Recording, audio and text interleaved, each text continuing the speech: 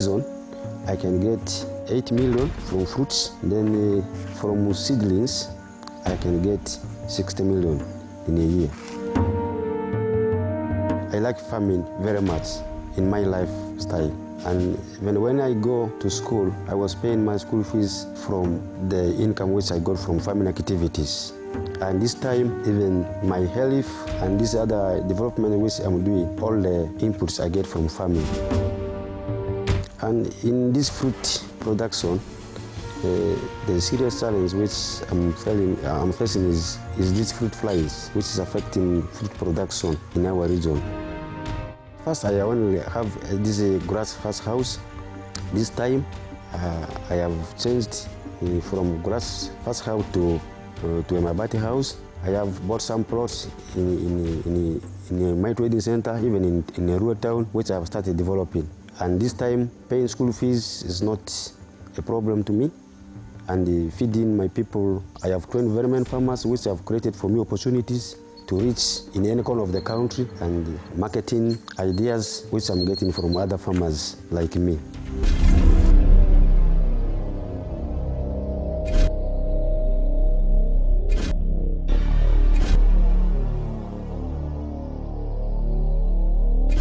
My name, you call me Unensan Marcelino. Me in farming, I'm going now to 4 years. I'm making fingerlings to supply to the farmers, and I'm making also seeds of the tilapia to supply to the farmers.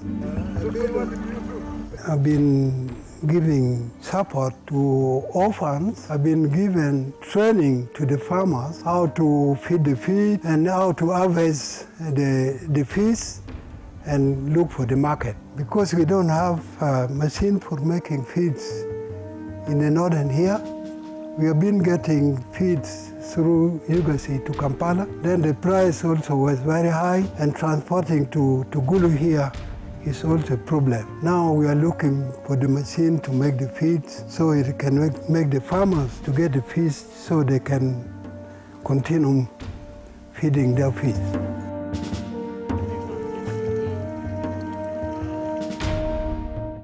Ever since I've started this work, we have been training more farmers, about 600 farmers in Kitgum, Gulu, Amuro, Noya. Now we are also having 30 group farmers. We have been training them also here and give them support also. Then I'm having about 4 big ponds. Which I harvest them, it can give me in a year more than 50 million.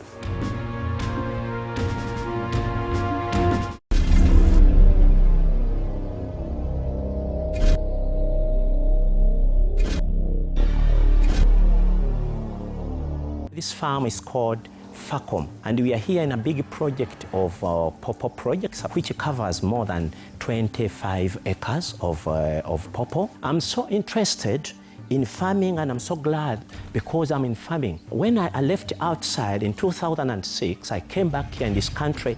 I decided to go in farming.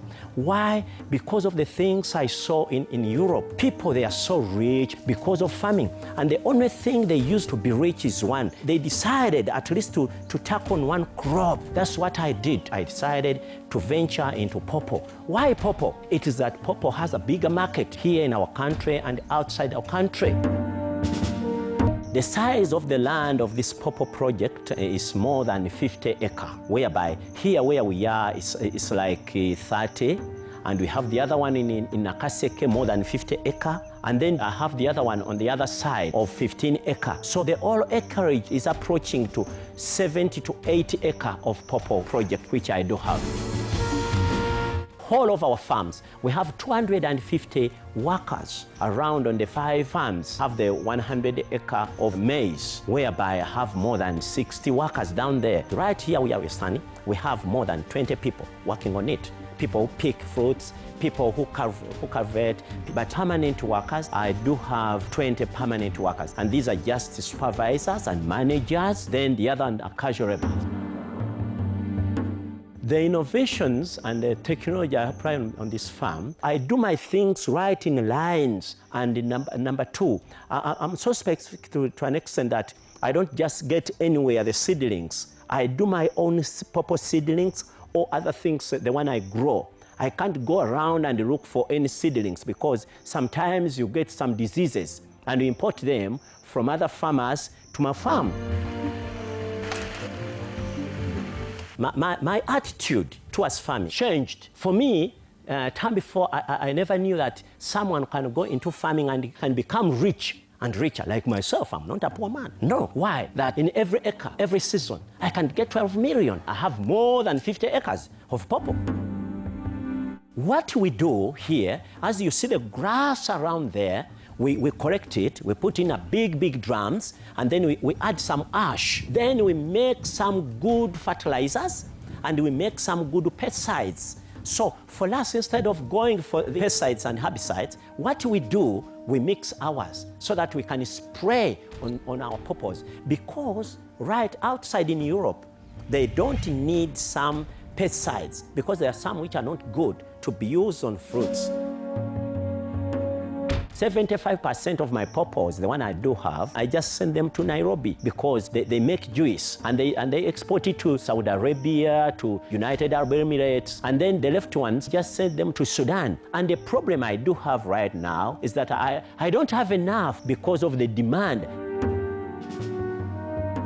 Number one, I've enlarged the land. I'm approximately to more than 200 acres through farming. When I see my neighbors doing the same work, I'm so happy that at least I've achieved. Seeing people who have been very poor, now they are working, they can take their kids to school because of me. That's a great achievement. Some neighbors, they grow pawpaw, they bring them to me, and we just export them outside. Also, what I've achieved is now the agrotourism. Because now agrotourism is now booming because of the people. They don't know where they can go to see, but now people coming here in my farm, I teach them, I let them know how to do things, and I'm open to the society.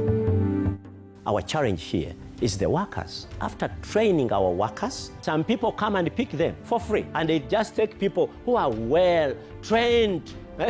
Then you go back again, you look for the new one, then you train again, then I'm again. Let's go commercial farming. Don't go on putting each and everything.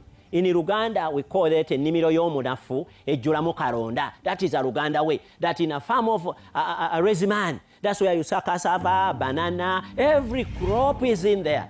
But please, can you go for one thing or for three things?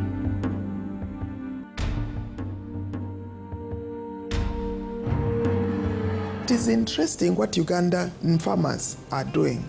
We have been able to visit the huge farmers, the medium-sized farmers, and the tiny farmers. We have made observations as to what they are contributing either towards food, employment creation, or training.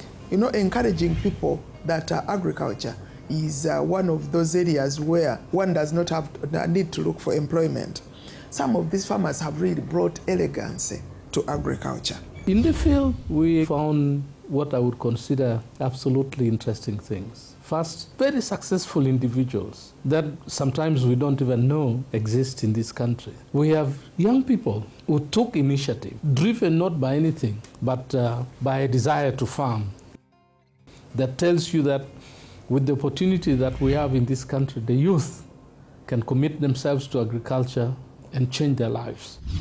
Up country, we have farmers actually who are real farmers. People are dedicated to farming. People take farming as a business. We also observe that there are even some who are started transforming or trying to set up training centers to replace the former district farm institutes. Because in those centers, they bring in farmers, train them, after which, of course, the farmers go and carry out the agriculture on their farms. Then you also observe that majority of the farming population is actually elderly. There were very few youths, and yet the future of agriculture in Uganda definitely depends upon the youth. While most of these successful farmers really are doing very well, they face challenges. And one of the challenges is the agricultural financing, because most of them still survive on a hand hoe. And that cannot make a farmer get the benefits of agriculture. So I think it is very critical that we make agricultural finance available, affordable, and accessible to some of these farmers. On another scale, is that other agricultural players who have been operating quietly or silently, NGOs and other business groups, have now gained the confidence to come out boldly and propose ideas around agriculture. If you see the impact, that for us is a very simple way of showing why a media house should be involved, because a media house can mobilize people and show them which direction they need to go. The other media houses have emulated that example. That's why you see that media platforms, that newspapers that were originally just tabloid, are introducing projects like farming, because they're seeing the leading role we are playing in developing the nation through media in development.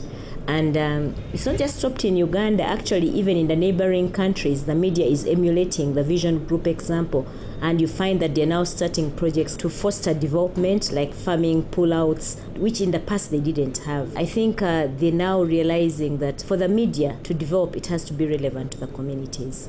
After the visits, the judges then met at Vision Group headquarters again to select the winners.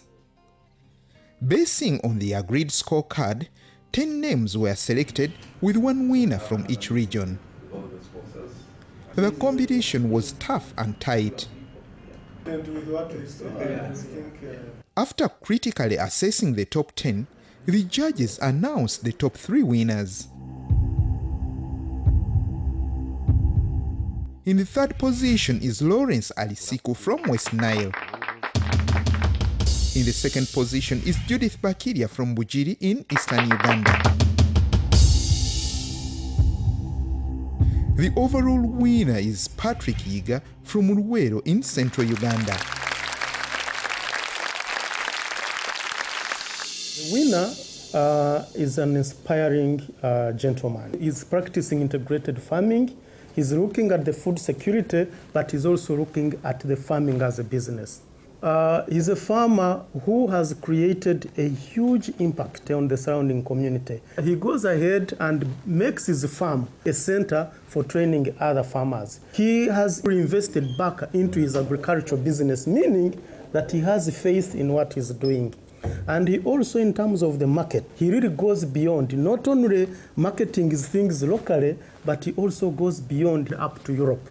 And in that way, he inspires the farmers, he inspires other people around that if we do things and do them right, we can make agriculture as the good source of household income and food security. 150 million Uganda shillings was put up as a prize to be shared by the top 10. Those top 10 are going to have a trip to the Netherlands, whereby they're going to visit model farmers. Hopefully they're going to also pick up some ideas on various ways to improve their agriculture. Then again, from those top 10, we have the best 3. The top prize will be an award of 50 million. And the award is actually aimed at helping that farmer acquire an agricultural equipment, which could be maybe a tractor, it could be an irrigation system, it could be anything which is linked to agriculture. The second prize is going to be a prize of 30 million, again geared towards agriculture. Then we have the third getting a prize of 20 million. The remaining 7 also have a prize of 50 million, which they will share amongst themselves. Of course, the amounts might be small for you to probably acquire a large asset. So what a DFC Bank is here to do, we shall be able to top up. For example, if you got an award of 20 million, you have to buy a tractor of, let's say, 40 million. We shall be able to top up in form of a loan or credit facility for you to acquire the asset you want to acquire. The good news is that DFCU support is not stopping at these top 10. They have a big plan to help other farmers as well. The message from the DFCU Bank is that the very smallholder farmers should come together, should be united and should form groups. What we will have for them is a product which does not need collateral, but we are looking for farmers who have some access to markets and are prepared to save. They get a training for us for free, and based on that, based on their savings, we can grant them a loan. The competition has ended with many lessons learned. One only wonders what the future holds for the country's most important sector. From what we saw, the potential is great. The possibilities are immense. In fact, what I think I loved most is the wide array of alternatives which farmers have. So, what do I see as the future? I see Uganda finally taking its position as the food basket of this region, especially if government can come on board. If we do the things right, both as a country and as a people, the future of agriculture is extremely great. That future potential to be achieved, I feel that the government should actually come in and get strategies which can help the farmers move away from subsistence to commercial agriculture. We must recognize the fact that we are landlocked and that we cannot depend on food import. When we industrialize, our agriculture must be efficient enough to feed us and to earn us income.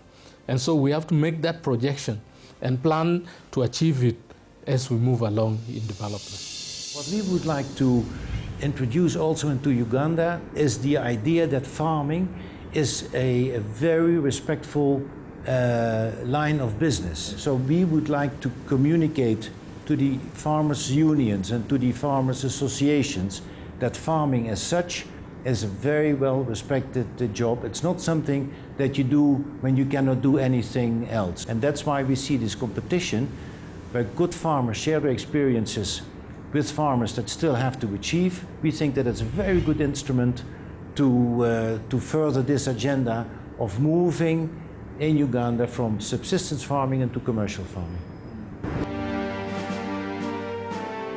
I think this is a fantastic initiative, and I hope that the promoters, which is New Vision, and the financiers, namely the Netherlands Embassy, the DFCU Bank, and KLM Airlines, I hope that they will sustain this, that it will go on next year and maybe the year after. We have agreed with our partners that this becomes something we do regularly.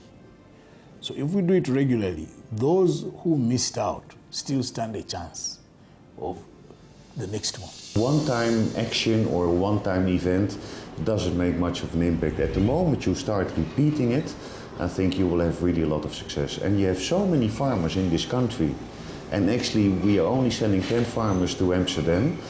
Why not do it next year again? For next year KLM will be in again. Well, I want to make clear that we are proud that we are part of the partnership in this whole competition. We know it has been very successful, this competition, and I look forward working with the Vision Group and with the other partners for new initiatives that we can take in the future. The only thing I can say is thank you very much. Thank you very much for your participation, especially the farmers, because you gave this a lot of credibility, and we hope that going forward we'll have a much bigger participation. To our sponsors, without our sponsors, particularly KLM, Royal Dutch Embassy and DFCU, we would not have been able to do this. The competition has ended on a good note. What is on the ground confirms that Uganda has the potential to become a food basket for the entire continent. It is now up to us to up our game and make a shift from subsistence to commercial agriculture.